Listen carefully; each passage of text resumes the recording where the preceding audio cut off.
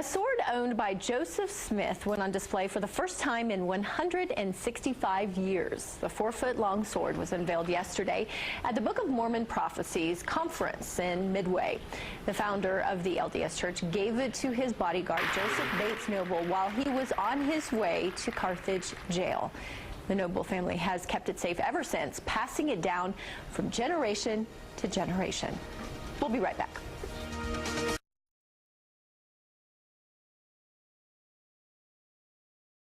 A rare piece of history is on display this weekend. For the first time in 165 years, LDS Church founder Joseph Smith's Nauvoo Legion sword is displayed in public.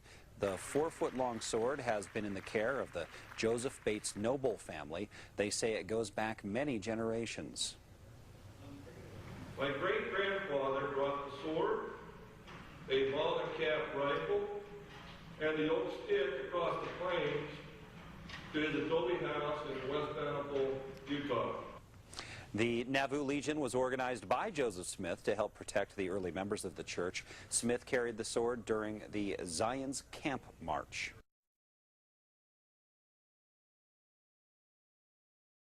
"165 years. The 4-foot-long sword was unveiled yesterday at the Book of Mormon Prophecies conference in Midway. The founder of the LDS Church gave it to his bodyguard, Joseph Bates Noble, while he was on his way to Carthage jail. The Noble family has kept it safe ever since, passing it down from generation to generation. Thanks for joining us on our early edition. This week we're taking a look at some rare relics from the Church of Jesus Christ of Latter-day Saints. Here's Good for Utah's Don Hudson with more. Well, I'm here with Howard Carlos Smith, and for today's purposes, as we look at more LDS history, he is the protector of the sword, and not just any sword. I'm going to let you give us exactly what this sword is and what you call it. We call this the Nauvoo Legion sword, the Legion sword of the prophet Joseph Smith. It belonged to Joseph Smith at one time. Right. Now, I know I'm going to back up because there's a painting here. Give us a little bit of this history. I know that he got the sword from Wilford Woodruff. Wilford Woodruff gave him the sword to carry on Zion's camp. The sword is approximately 200 years old. It is of a French design. It's a double-edged sword. If you go up 10 inches from the bottom, it's got 2 sharp edges. The hilt handle is of alloyed silver, and the grip handle is of pigskin. And the scabbard here is a little unique. It's tin. And back in those days, the tin would go black, and then they would polish it with beeswax. And right down here at the bottom, you'll see this little bit of solder area here at the end of the scabbard. That was either alloyed silver on top of that or gold. So it was a beautiful sword to behold. And probably the most famous story of the sword with Joseph Smith is in this painting right here. What exactly does this depict? This is 11 days before the 2 prophets, Lieutenant General Joseph Smith and Major General Hiram Smith, were martyred. And he spoke for 2.5 hours to over 10,000 people, and 3,300 of the Nauvoo Legion were assembled there. And nearing the end of his talk, he unsheathed his sword and he pointed to the sky. And what he said was, if our people do not have their liberty, my blood will be spilled upon the ground and my body consumed to the grave. And if the blood is spilled of these people, this sword shall not be sheathed again until Christ reigns upon the earth. Now, this happened 11 days before he died, so right. We jump up to when he dies. Who has the sword? Is it his family? Does it go to another family? Where did it go? I'd like to jump up to June 24th, a Monday. He invited his bishop, Joseph Bates Noble, to go to Carthage with him. Partway there, he took the bishop aside, and he handed him this sword with instructions to hide it away until our day. This sword was carried into the Salt Lake Valley in October 1847 by Joseph Bates Noble. He built the first adobe house in West Bountiful.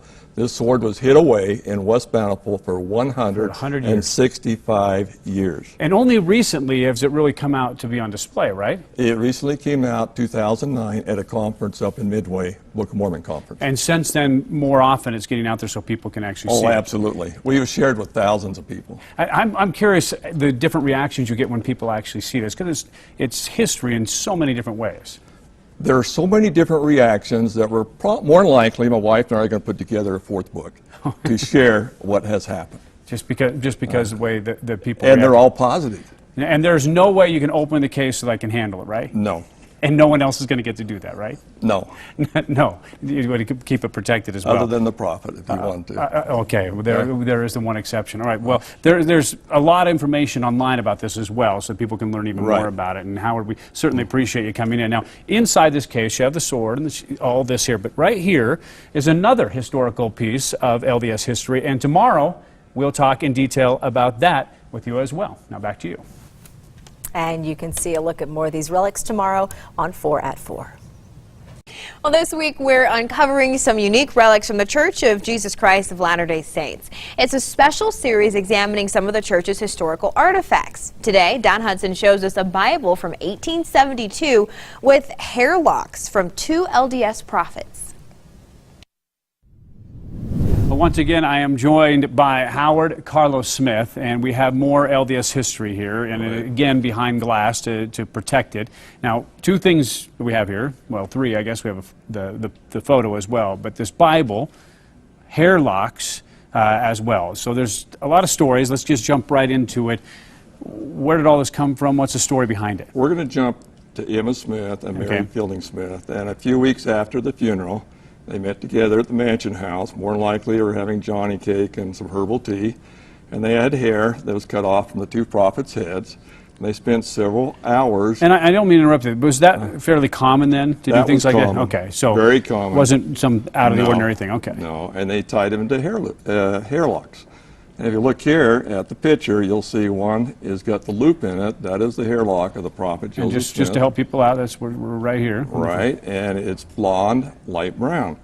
If you look at the straight piece, Mary Fielding Smith tied that, and it's more of a brown hair for Hiram Smith.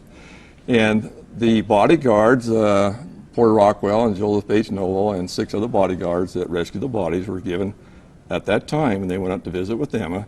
And Mary Fielding, they were given one of the sticks, and they were given hair locks. And Joseph H. Noble elected to take the hair locks and put them more than likely in his Book of Mormon and bring it out to West Bountiful. And then 1872, Loretta Meekum.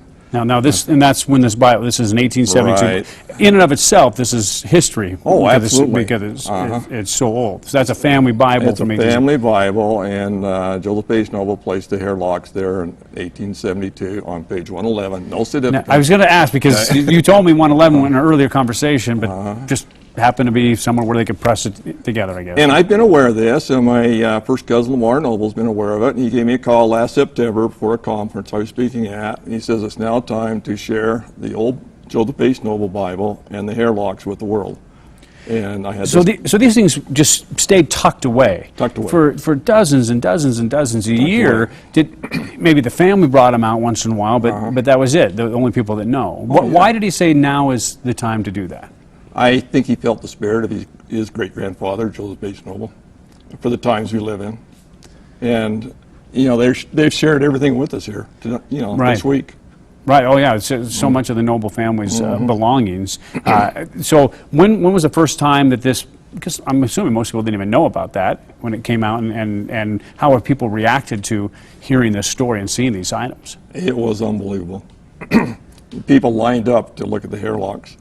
At the same time, they lined up to look at the Legion sword, the prophet Joseph Smith, and the casket stick, and the old musket rifle.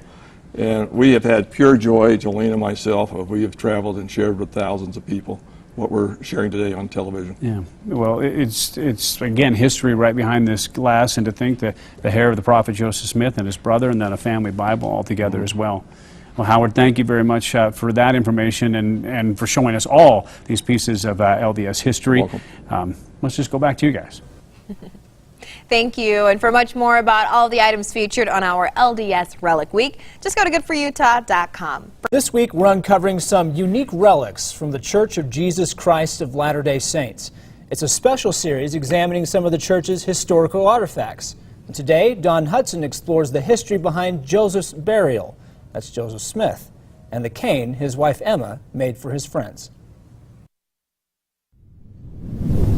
Well, I am here again with Howard Carlos Smith, and yesterday we spent several minutes talking about the sword that is inside of this glass case. But now we're going to move over this way a little bit and talk about this cane right here. Tell me exactly what it is called, the official name of the cane, and then we'll get into more details about it. Sometimes they're referred to as an oak stick or a casket cane. Now, casket cane, the casket being that of Joseph Smith, correct? Right. And what took place here, Porter Rockwell, Joseph H. Noble, and 6 other bodyguards risked their lives to go rescue the bodies, and when they rescued them, they brought them back in oak caskets. After the funeral, Emma Smith took the lid that covered the prophet's body in the rescue and had it cut into 12 sticks, mementos, and she gave those out, 1 to each of the bodyguards that rescued the bodies, and to 4 other people. Now, when you say that this, so it was something that was at least this big and wider that you Right, could have it was done it with. just a solid plank of oak cut into 12 sticks. And so, I guess on the surface, and literally and figuratively, fairly meaningless. But once Emma made that decision to cut it up and to give it away, it had great significance. But what do you know what the story is behind that? Why she decided to do that? The meaning behind that, the 12 sticks represent the 12 tribes of Israel. And in our time, they are said they're holy sticks. They do have the power of healing if people have that type of faith. Now, today we look at it, we have it in a glass case, we're protecting it, we know that Right. it's very historic, I mean 150 years plus. Then, when people were handed this, did they use these? I mean, did they actually use it? Oh, absolutely. You have 3 casket sticks up the Daughters of Utah Pioneers Museum. This stick here, the reason it's in the case, it was hid away with this sword in West Bountiful for 165 years. And without the stick, I would not have been able to research the true way the bodies were rescued. Now, you explain that a little bit. They were rescued in oak caskets.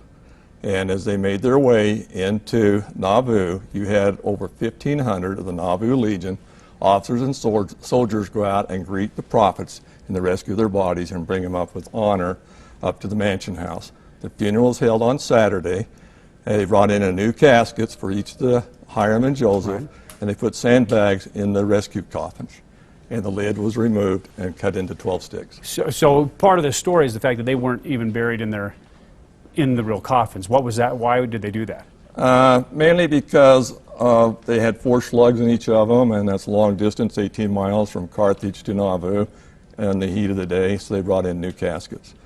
And then when the funeral was over, they took the old caskets, they put sandbags, because the mobs and those that hated the Mormons in Missouri offered $1,000 of silver coins for anyone who could cut the head of the prophet off, preferably with this sword.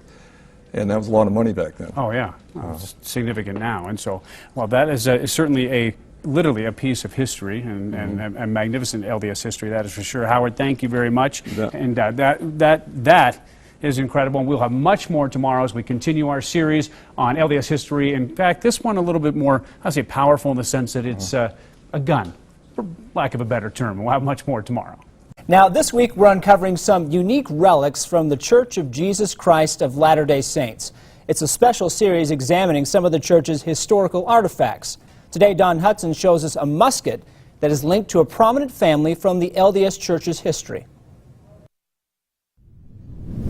I'm here again with Howard Carlos Smith, and we are now talking about this rifle right here and its connection to the LDS history. So let's just talk about this rifle.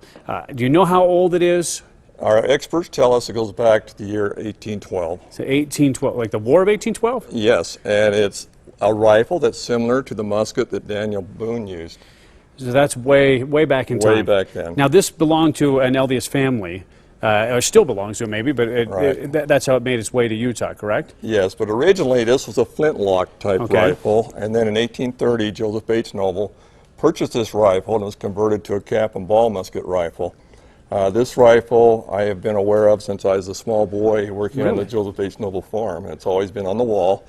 Joseph H. Noble carried this rifle on Zion's camp. He carried this rifle to rescue the bodies of Joseph and Hiram with the other 7 with Porter Rockwell. And when you say carry, and if I may, to get a feel I would for like the, you to. the Just feel go of the- ahead and kind of get a feel for it. That's something that's not light. Yeah, this barrel right here is 45 inches to there. The overall length is 5 feet 2 inches. Go ahead and just kind of hold it. I'm not aiming at anyone, by the way, in case I'm on TV. But that is, you're almost at the target when you look at you see the end of it like that. Now, how is this? Has anyone fired this recently, or is this just something the that last used to time work? this was fired was in about 1877 in West Bountiful. So just a couple days ago. Just a couple days ago, Wow. and Joseph H. Noble's son borrowed his father's